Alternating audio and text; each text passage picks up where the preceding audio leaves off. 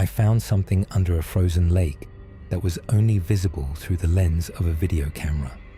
The discovery probably saved my life. "How's it going out there, super sleuth?" James shouted as I re-entered the cabin. "Capture some new footage for me to review. Any new phantoms?" Bacon sizzled under his half-sarcastic remark, like a round of applause from a tiny, invisible audience. I forced the front door closed against a powerful gust of cold wind. Breakfast smelled divine. Magnetized by the heavenly scent, I wandered into the kitchen without taking off my boots, leaving a trail of fresh snow across the floor. Nope, nothing to report. Same two phantoms. Same sequence of events at the same time of day, 4 days in a row. I don't get it. I really don't, I replied, dragging a chair out from the glass-topped table and plopping myself down, feeling a little defeated. "Thanks again for letting me use your camera, honey. Being out of work is making me a little stir-crazy. This has been a good time killer even if it's driving me up a fucking wall." James chuckled. Then he turned around, walked over to the table and sat down opposite to me. I slid his handheld video camera across the glass. At the same time, he slid a hot plate of bacon and eggs towards me. Food and technology nearly colliding as they passed each other. His lips curled into a wry, playful smile. Clearly, my fiancé garnered a bit of sadistic enjoyment out of seeing me so wound up. He thought it was cute. I, on the other hand, did not find his reaction to my frustration cute, even if I was unnecessarily exasperated over the lake and its puzzle. I didn't think it would kill him to meet me emotionally halfway and share in my frustration. He could spare the empathy I gave him the side eye. As I thrust some scrambled eggs into my mouth, James saw my dismay and recalibrated. "Look, Kaya, I know what you found out there isn't as cut and dry as developing code, but wasn't that the point of taking a leave of absence to give yourself some space out in the real world? Develop other passions, self-realize that job was making you miserable. It's going to be there when you're ready to go back too. Just, I don't know, enjoy the mystery. Stop looking at it like it's a problem that needs to be fixed. This has no deadline, sweetheart. None that I'm aware of, at least." He chuckled again, and my expression softened. I felt my cheeks flush from embarrassment. James was right. This phenomenon I accidentally discovered under the frozen surface of Luce's Tear. A lake 2 minutes away by foot was an unprecedented paranormal marvel. It wasn't some rebellious line of code that was refusing to bend to my will. I could stand to bask in the ambiguity of it all, accepting the possibility that I may never have a satisfying answer to the woman in the lake and her faceless killer. I met his gaze, and a sigh billowed from my lips. "Hey, you're right. Sorry for being so crotchety." James winked, and that forced a grin out of me. Briefly, we focused on breakfast, enjoying the inherent serenity of his cabin, tucked away from town at the edge of the northern wilderness. The quiet was undeniably nice, though. I couldn't help but shatter it. "You have to admit, it's weird that I can't find any records of a woman hanging herself," I proclaimed. "I mean, we know she didn't hang herself. It looks like the killer lifts her into a noose on the recordings, but there's no recorded deaths by hanging anywhere near Luce's Tear. Sure, the library's records only go back so far, and if the death was ruled a suicide, there might not even be records to find. I guess the murder could be really old too. Or murders could be more than one." James interrupted, mouth still full of partially chewed egg fragments spilling out as he spoke. I tilted my head, perplexed. "What makes you say that?" He spun an empty fork in small circles over his chest as he finished chewing, like he was doing an impression of a loading spinner on a slow computer. "Well, I think you're getting too fixated on your initial impression.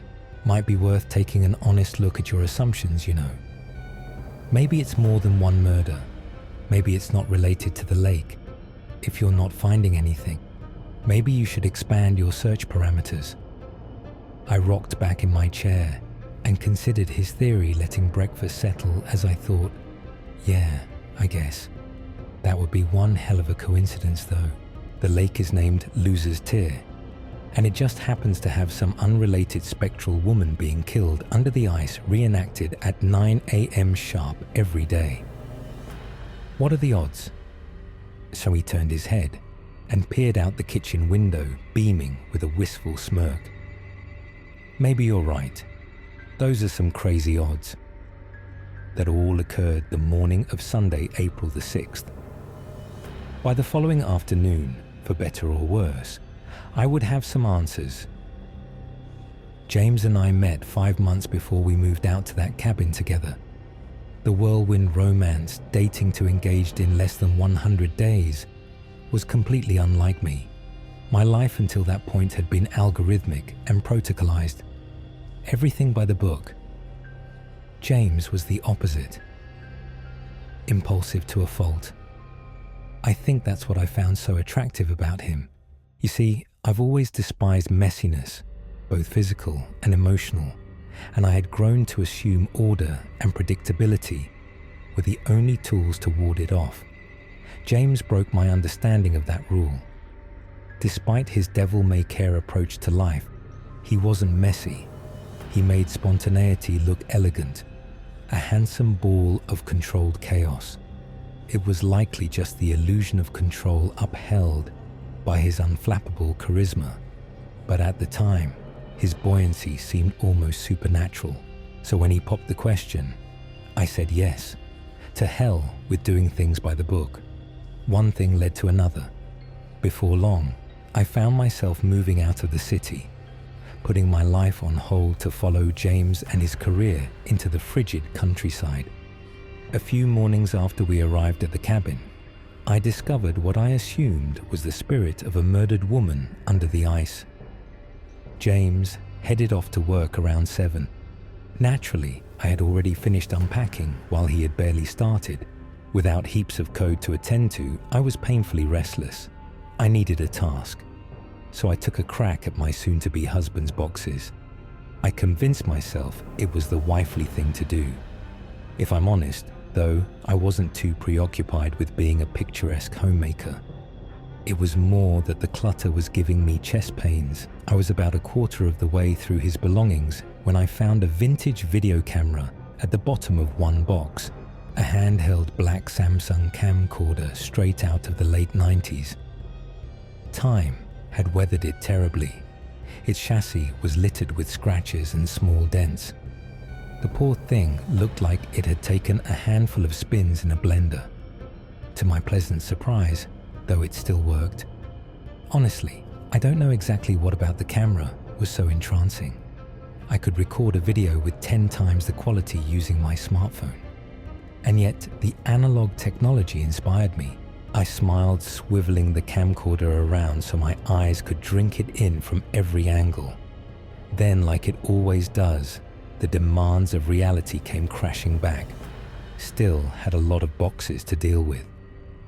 I shrugged, letting my smile gradually deflate like a happy birthday balloon. 3 days after the party ended, I was about to store it in our bedroom closet when I felt something foreign flicker in my chest. A tiny spark of excitement. The landscape outside the cabin was breathtaking and worthy of being recorded. Messing around with the camcorder sounded like fun. Of course, my automatic reaction was to suppress the frivolous idea, starve that spark of oxygen until it suffocated. It was an impulsive waste of time, and there were plenty more boxes to unpack. Thankfully, I suppressed my natural urge. Why not let that spark bloom a little, I thought. That's what James would do, right? An hour later, I'd find myself at the edge of Loser's Tear, pointing the camcorder at its frozen surface, with a shaky hand terror swelling within my gut. With a naked eye, there was nothing to see, just a small body of water shaped like a teardrop. But through the video camera, the ice seemed to tell an entirely different story. Ice. I tried to explain what I recorded to James when he arrived home that evening, but my words were tripping and stumbling over each as they exited my mouth like a group of drunken teenagers at Mardi Gras. Eventually, I just showed him the recording. His reaction caught me off guard. As he watched the playback on the camcorder's tiny flip screen, the color drained from face. His eyes widened and his lips trembled. Not to say that was an unreasonable reaction. The footage was shocking. But before that moment, I'd never seen his cool-headed exterior crack. I had never seen James experience fear. It started with two human-shaped smudges materializing on the surface of the lake in the bottom right-hand corner of the frame. I was standing about 10 feet from the lake's edge, surveying the landscape when it caught my attention. Someone's under the ice. My brain screamed. I let the still recording camera fall to my side and ran over to help them. About 10 seconds pass, which is the time it took for me to come to terms with the fact that I could only see said trapped people with the lens of the camera. Then I tilted the camera back up to get the phantasms in full view. Even though the water was still, the silhouettes were hazy and wobbling, similar to the way a person's reflection ripples in a river the second after throwing a stone in. There was a woman slung over a man's shoulder. She struggled against him, but the efforts appeared weak. He transported her across the ice through some unseen space. Once there in position, he pulled her vertical and slipped her neck into a noose. You can't see the noose itself, but its presence is implied by the way she clawed helplessly at her throat and the slight, pendulous swinging of her body. Once she became limp. Then the silhouettes dissolved. They silently swelled, expanding and diluting over the water like a drop of blood in the ocean, until they were gone completely. When it was over, James looked different. Over the runtime, his fear had dissipated, similar to the blurry figures that had been painted on the surface of Luce's Terre in the video.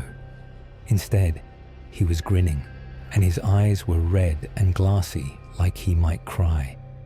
"Oh my God, Kaya, that's amazing." He whispered, his voice raw, his tone crackling with emotion.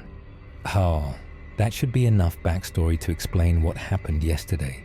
It was about a week and a half after I first recorded the macabre scene taking place at Luce's Terre every morning. There hadn't been any significant developments in my amateur investigation, other than determining that the phenomena seemed to only occur at 9 o'clock, which involved me missing the reenactment for a few days until I referenced the timestamp on the original recording. Other than that, though, I found myself no closer to unearthing any secrets. I was in the kitchen getting ready to head over to the lake James had already left, but he'd forgotten his laptop on the table, same as he had the past Thursday and Friday. He said he needed it for work, but had somehow left the damn thing behind 3 days in a row. When I checked the camcorder to ensure it was operational, I found the side screen's battery was blinking red and empty, which was baffling because it had been charging in the living room for the hour prior. Originally, I was astounded by the stroke of bad luck, but now I know it wasn't actually bad luck, and I couldn't be more grateful. That camcorder's newly compromised battery was the closest thing to divine intervention I think I'll ever experience in my lifetime. I rushed over to the sink, plugging the camcorder into an outlet aside the toaster oven, hoping I could siphon enough charge to power the device before I missed my opportunity to record the phantoms minutes past as I stared at the battery icon. But it didn't blink past red. At 8:57, I pocketed the device and started pacing out the door towards the lake. But the machine went black about 30 seconds later. A massive, frustrated gasp spilled from my lips, and I felt myself giving up. I'll try again tomorrow, I guess. Nothing's been changing from day to day anyway. No big loss. I trudge back over to the outlet near the sink, moving the charger to the lower of the two outlets and plugging the camcorder back in. I held it in my hands as it powered on again. When the side screen lit up, I immediately saw something that caught my eye. There was a subtle flash of movement in the periphery, where a few pots and pans were being left to soak half-submerged in sudsy water. My heart began to race, ricocheting violently against the inside of my chest. Cold sweat dripped down my temples. My mind flew into overdrive, attempting to digest the implications of what I was witnessing. I ripped the camcorder from the wall and sprinted to the upstairs bathroom, not sure if I even wanted to reproduce what I just saw. Insanity seemed preferable to the alternative. But as the bathtub filled with water, there they were again. She had just finished struggling. He was watching her swing. Before the camcorder powered off, I pulled it away from the bathtub and saw the same thing in the mirror too. You could witness the phantoms in any reflection apparently, which meant James was right. There wasn't anything special about Luce's tear. The common denominator was the camera. His camera. Honestly, as much as the notion makes my skin crawl, I think he wanted me to find out. Why else would he leave his laptop out so conspicuously? I know computers better than I know people. He must have been aware I could find them hidden in his hard drive once I knew to look. No matter how encrypted James looked, so young in the recordings, God and the women looked so sick, gaunt, colorless, almost skeletal. Every video was the same. At first, there would just be a noose alone in what appears to be an unfinished basement. The room had rough concrete walls, as well as a single window positioned where the ceiling met the wall in the background. Without fail, natural light would be spilling through the glass. Whatever this ritual was, it was important to James that it started at 9 a.m. sharp. Then he'd lumber into the frame, a woman slung over shoulder, on his way to deliver them to the ominous knot. I don't feel compelled to reiterate the rest, other than what he was doing. He wasn't watching them, like I thought. No, James was loudly weeping through closed eyes while they died, kissing a framed photo and pleading for forgiveness, mumbling the same thing over and over again, until the victim mercifully stilled Lilith. I'm sorry, Lilith. It's hard to see the woman in the photo, but from what I could tell, they kind of looked like James, a mother-sister or daughter maybe. What's worse, the woman in the picture bore a resemblance to his victims as well as me. 16 snuff films, all nearly identical. Assumably, each one was filmed on that camcorder too, but the only proof I have to substantiate that claim is the recordings I captured at Luce's tier only, watched half of one before I sprinted out of the cabin speeding away in my sedan, without a second thought, laptop and camcorder in tow. I don't have any definitive answers obviously, but it seems to me that James unintentionally imprinted his acts onto the camera itself like some kind of curse. My theory is that through a combination of perfect repetition and unmitigated horror, he accidentally etched the scene onto the lens. Over time, it became an outline he traced over and reinforced with each additional victim, until it became perceptible, and I suppose I was the first to stumble upon it, because it sure seemed like he'd never noticed the imprint before. That said, I don't have an explanation as to why it only appeared over reflective surfaces. I mean, there's a certain poetry to that fact, but the world doesn't organize itself for the sake of poetry alone. Not to my understanding at least. But maybe it's high time I reconsider my understanding of the universe and where I'd like myself to fit within it. I just got off the phone with the lead detective on the case. James hasn't returned to the cabin yet, but the police are staking it out. The manhunt is intensifying by the minute as well. Have any of you ever even heard of the Gulf Coast? Hangman. Apparently, coastal Florida was terrorized by a still uncaught serial killer in the late 90s, and their MO earned them that Monica woman would go missing only to reappear strung up in the Everglades months later. They had been starved before they were hung withered till they were only skin and bone. As of typing this, the killer has been inactive for nearly 2 decades. The last discovered victim attributed to the hangman was found in early 2005. As it turns out, James never accepted a position at a local water refinery. When the police called, management had never heard of anyone that goes by his full name. God knows what he had been doing from 7 to 5. To my absolute horror, the lead detective believes he may have been potentially starving a new victim nearby, since a 31-year-old woman was reported missing 3 days after we arrived at the cabin. I'm staying with my parents until I feel it's safe 200 miles away from where the hangman and I first met. Although the physical distance from him is helping, I find it impossible to escape him in my mind, for the time being at least. Why did he let me live? Was his plan to eventually starve and hang me as well? Does he want to be caught? If there are any big updates, including the answers to those nagging questions, I'll be sure to post them, Kaya.